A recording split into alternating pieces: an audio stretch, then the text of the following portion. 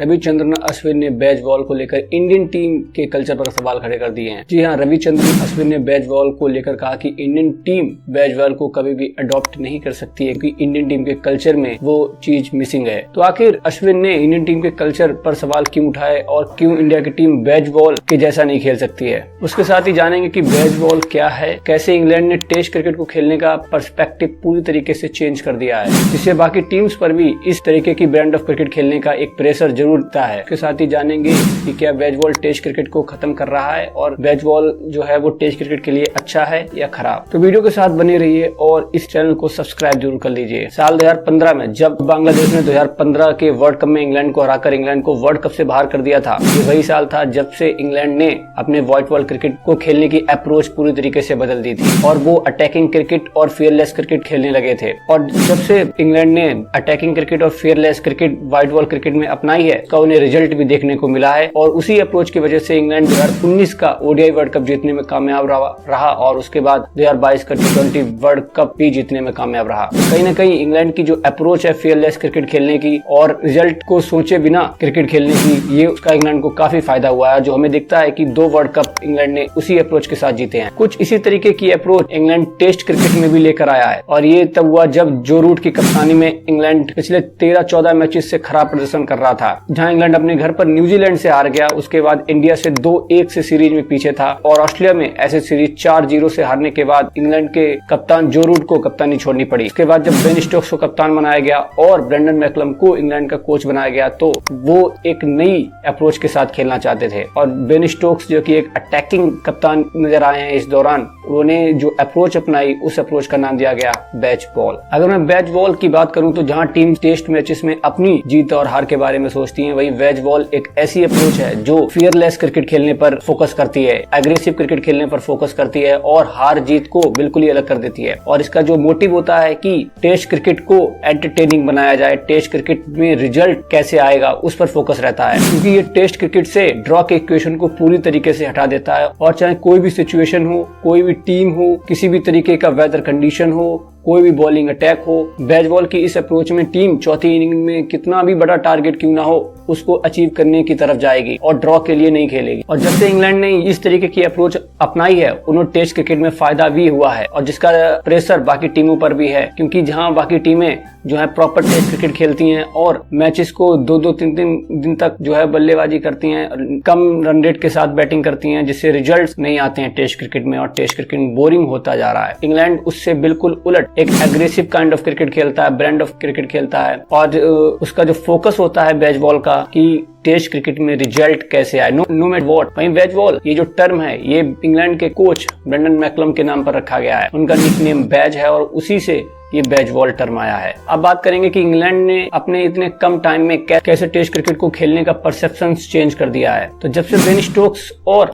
Brendon McCullum ने England की बागडोर संभाली है, इंग्लैंड की टीम का प्रदर्शन देखने लायक है। जबरदस्त प्रदर्शन किया इंग्लैंड की टीम ने इन दोनों के अंडर। जहां बेज बॉल की शुरुआत होती है न्यूजीलैंड से, जहां इंग्लैंड ने न्यूजीलैंड को न्यूजीलैंड में हराया पहला टेस्ट मैच, उसके बाद जरूर दूसरा हारे और सीरीज 1-1 से बराबरी पर रही। लेकिन इंग्लैंड ने उस टेस्ट मैच के हारने के बाद इंग्लैंड के ऊपर कई सवाल उठे, लेकिन इंग्लैंड अपना brand of cricket bazball खेलता रहा। उसके बाद इंग्लैंड की टीम पाकिस्तान पहुंची, जहां लोग उन पर सवाल उठा रहे थे कि पाकिस्तान की स्लो विकेट पर बेज बॉल कामयाब नहीं होगा, लेकिन इंग्लैंड ने एक दिन में पाकिस्तान में 500 रन बना दिए और सभी का मुंह बंद कर दिया। टेस्ट क्रिकेट के इतिहास में आज तक पहले दिन 500 रन नहीं बने हैं, जो एक बहुत बड़ी बात। उसके साथ ही इंग्लैंड ने पाकिस्तान को पाकिस्तान में हराकर दिखा दिया कि बेज बॉल जो है वो कंटिन्यू होने वाली और ये कहीं भी कामयाब हो सकती है। और उसके बाद जब इंग्लैंड पर सवाल उठा कि क्या वो ऑस्ट्रेलिया को एसेज में हरा सकती है, क्या ऑस्ट्रेलिया के खिलाफ भी इंग्लैंड वैसा ही क्रिकेट खेलेगी, क्योंकि ऑस्ट्रेलिया WTC फाइनल में भारत को हरा कर आ रही थी और एक वो WTC चैंपियन टीम थी और तो उसके खिलाफ इंग्लैंड के सामने कई चुनौतियां थीं। लेकिन इंग्लैंड ने अपनी वही ब्रांड ऑफ क्रिकेट खेलना स्टार्ट किया और ऑस्ट्रेलिया का कड़ा मुकाबला किया। हालांकि ऑस्ट्रेलिया ने पहले 2 टेस्ट मैच जीतकर इंग्लैंड को गलत साबित कर दिया और इंग्लैंड के ब्रांड ऑफ क्रिकेट पर कई सवाल उठाए जाने लगे। लेकिन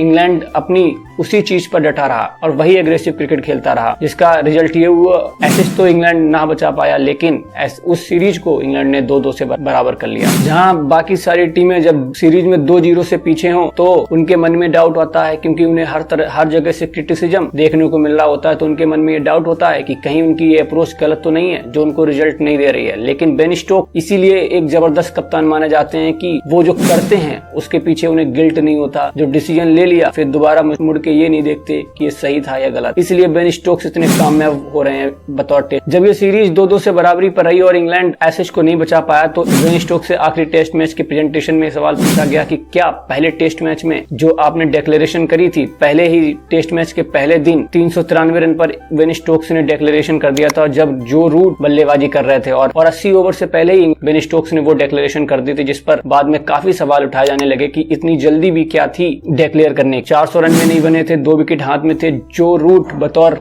बल्लेबाज 100 बना के खेल रहे थे। अगर वहां पर इंग्लैंड 30-40 रन और बना लेता तो वो टेस्ट मैच के पर्सपेक्टिव से बहुत ज्यादा क्रूशियल होता। तो जब ये सवाल बेन स्टोक्स से पूछा गया पोस्ट मैच प्रेजेंटेशन में, क्या आपको उस डिसीजन को लेकर किसी भी तरीके का कोई रिग्रेट है, तो बेन स्टोक्स ने साफ तौर पर कहा जी नहीं, हम सिर्फ उस डिसीजन की वजह से मैच नहीं हारे, बल्कि ओवरऑल कुछ गलतियां हुई जिस वजह से मैच हारे। तो ये बेन स्टोक में खासियत है और वो टेस्ट क्रिकेट में विराट कोहली के कुछ सिमिलर ही लगते हैं कि कुछ ना कुछ टेस्ट क्रिकेट में करते रहते हैं कि अगर सामने वाली टीम काउंटर अटैक कर भी रही है तो भी वो फील्डिंग पोजीशंस को लेकर, बॉलिंग स्ट्रेटजीज को लेकर कुछ ना कुछ करते रहते हैं, जिससे मैच देखने में इंटरेस्ट बना रहता है। अब बात करेंगे कि क्या ये बैच बॉल टेस्ट क्रिकेट के लिए सही है या गलत। तो ये जो बैच बॉल अप्रोच है इंग्लैंड की, ये कई मायनों में ठीक है। जैसे हमने देखा है कि कई बार टेस्ट क्रिकेट में रिजल्ट नहीं आता और मैच को ड्रॉ होना पड़ता है, जिसके लिए क्राउड का, फैंस का जो इंटरेस्ट है टेस्ट क्रिकेट में वो धीरे धीरे खत्म होता चला जा रहा है। क्योंकि कम्पिटिटिव क्रिकेट में अगर 5 दिन आप इन्वेस्ट करते हैं, अपना टाइम, मनी सब इन्वेस्ट करते हैं और टीम का जब रिजल्ट नहीं आता है तो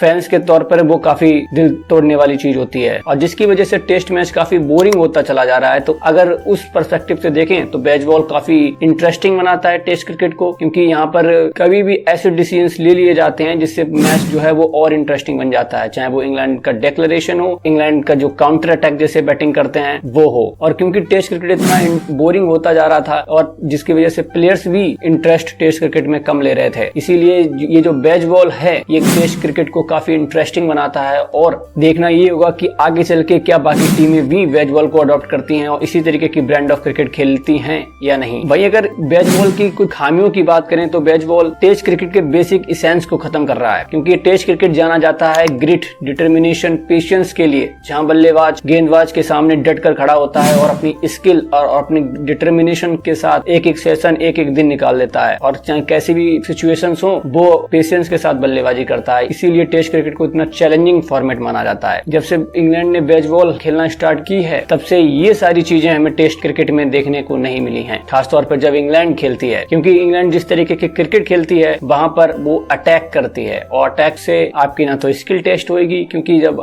अगर बल्लेबाज अटैक करता है तो बॉलर भी अपनी लाइन लेंथ चेंज करता है, जिसकी वजह से ना ही स्किल चेंज होती है और ना ही बल्लेबाज की में कितना दम है ये पूरी तरीके से चेक नहीं हो पाता। और वो जो मजा है ना, जो पुरानी चीजों में मजा होता है वो मजा अलग होता है। तो वो बैच बॉल कहीं ना कहीं टेस्ट क्रिकेट से छीन रहा है, क्योंकि हमने देखा है कि जब भारत अभी ऑस्ट्रेलिया दौरे पे गई थी और पहले टेस्ट मैच में मात्र 36 रन पर ऑल आउट हो गई थी, तो दुनिया भर के कोई भी खिलाड़ी ये नहीं कह रहा था कि भारतीय टीम इस सीरीज में कमबैक कर पाएगी। लेकिन भारत ने जिस तरीके का जुझारूपन दिखाया, जिस तरीके की डिटर्मिनेशन, ग्रिट दिखाई और पेशेंस के साथ बल्लेबाजी करी, बाकी हुए तीनों टेस्ट मैच में, खासतौर पर तीसरे टेस्ट मैच में जिसको भारत ने ड्रॉ कराया, उससे वो है अल्टीमेट टेस्ट, वो है रियल टेस्ट हम सब देखना चाहते हैं टेस्ट क्रिकेट में, जहां पर पेशेंस भी हो, स्किल बल्लेबाज की टेस्ट हो रही हो, बल्लेबाज कितना अपना जान लगा रहा है टेस्ट मैच में, और उसके साथ ही ऋषभ पंत जैसी ताबड़तोड़ पारी भी हो जो मैच को और इंटरेस्टिंग बना दे। ओवरऑल तो यही कहा जा सकता है कि टेस्ट क्रिकेट में अभी के लिए तो बैच बॉल तब तक अच्छा है जब तक ये चल रहा है, लेकिन टेस्ट क्रिकेट बैच बॉल से कहीं ऊपर है और बैच बॉल चाहे कल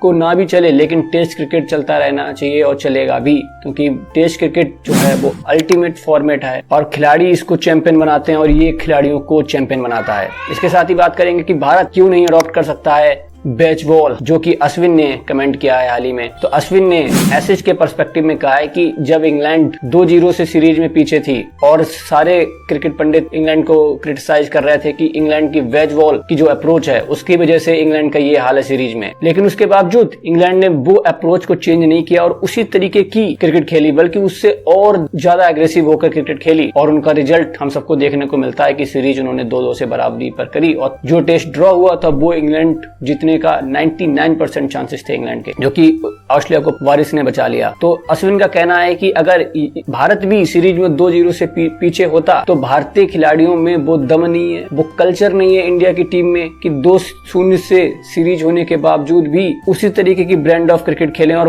उन्हीं सारे प्लेयर्स को बैक करें। अश्विन का कहना है कि अगर भारत 2-0 से सीरीज में पीछा होता तो तीसरे टेस्ट में कम से कम 4 खिलाड़ियों को ड्रॉप कर दिया जाता, क्योंकि इसी तरीके की कल्चर है हमारी टीम में और इसी तरीके से हम लोग खेलते आए। वहीं इंग्लैंड ने हैरी ब्रूक जैसा बल्लेबाज जो कि टेस्ट क्रिकेट में भी अपना बल्ला फेंक देता है और काउंटर अटैक जैसी पारी खेलता है, ठीक है। उसके साथ ही जो रूट जो कि टेस्ट क्रिकेट के बल्लेबाज माने जाते हैं वो T20 जैसी बैटिंग कर रहे हैं इस टाइम। जॉनी वेस्टो ऐसे बल्लेबाज जो कि काउंटर अटैक बैटिंग करते हैं, उनको भी ड्रॉप नहीं किया जब 2-0 से पीछे थे। अश्विन का कहना है कि अगर भारत इसी सिचुएशन पे होता तो कम से कम 4 खिलाड़ियों को ड्रॉप कर देता। तो इस अप्रोच के साथ भारत कोई भी नई चीज जो है वो एक्सेप्ट नहीं कर पाता है, क्योंकि जब जीत मिलती है तब वाहवाही होती है और जब हार मिलती है तो क्रिटिसिज्म मिलता है और उस क्रिटिसिज्म के चक्कर पर हम लोग आगे बढ़ने की बजाय पीछे हो जाते हैं कि नहीं नहीं ये ठीक नहीं हो रहा है, ऐसे नहीं खेलना है, ये अप्रोच तो बैकफायर कर रही है। यही वो रीजन है जिसकी वजह से हम लोग जो है वो ग्रोथ नहीं कर पा रहे हैं टेस्ट क्रिकेट में और क्रिकेट में स्पेशली, जिसकी वजह से हमें देखने को मिला है कि भारत ने पिछले 13-14 साल से कोई भी आईसीसी का टूर्नामेंट नहीं जीता है। तो आपको क्या लगता है बैच बॉल टेस्ट क्रिकेट के लिए कैसा है और क्या भारत को ये अडॉप्ट करना चाहिए, जरूर बताइएगा। और इसी तरीके की और भी वीडियो देखने के लिए मेक श्योर यू गाइस